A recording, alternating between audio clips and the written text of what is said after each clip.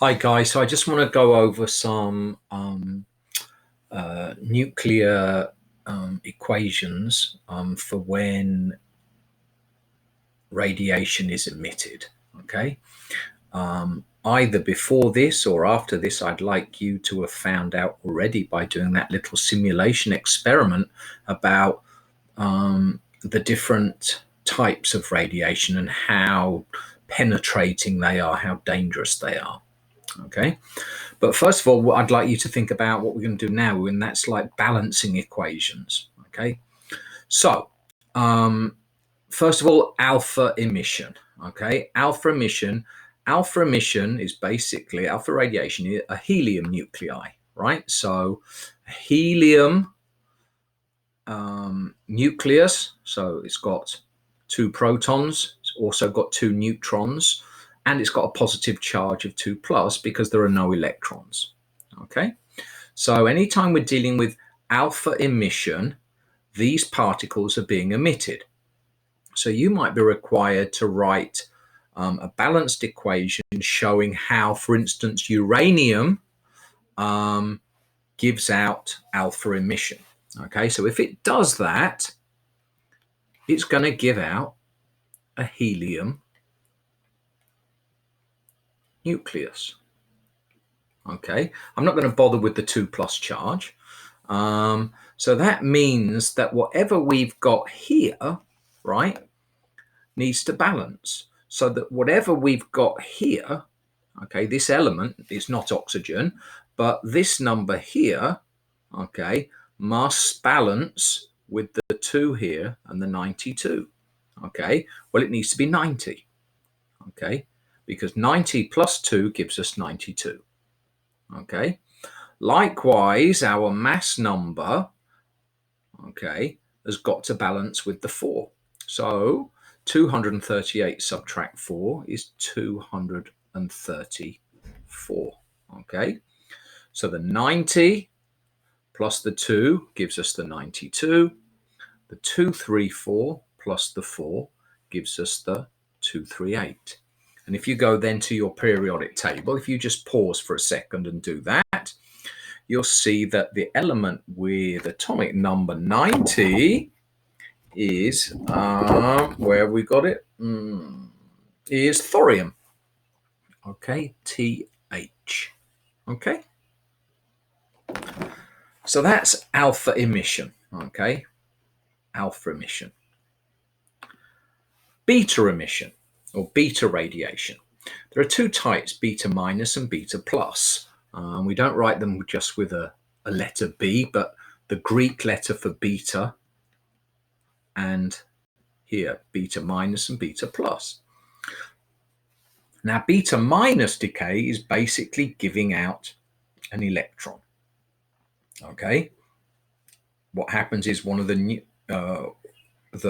neutrons is lost and a proton is gained.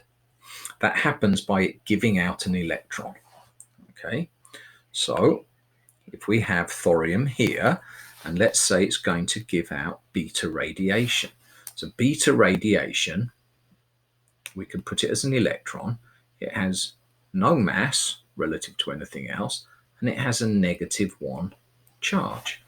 Okay, so our element here is not oxygen, okay, has to balance. So we need a value here that if we take 1 away from it, we end up with 90.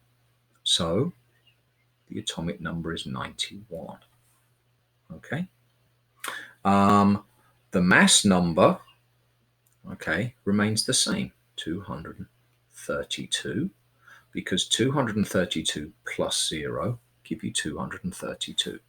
And again, 90 is equal to 91 subtract 1. Okay, if you go to your periodic table, you'll find that the element with atomic number 91 is protactinium, Pa. Okay, beta emission, beta minus emission. Beta plus decay, beta plus emission, gives out something called a positron. What's a positron? Well, it's like an electron, but it's got a +1 charge. So if we're trying to see what happens when this element here decays, then we need atomic number here to be 90, because 90 plus 1 gives us 91. And again, our mass number remains the same, because 231, and there's a 0 here, gives us 231. If we go back to our periodic table, we'll see the element with atomic number 90 is thorium. Okay. Last but by no means least, gamma radiation, the emperor of all types of radiation, with this Greek letter.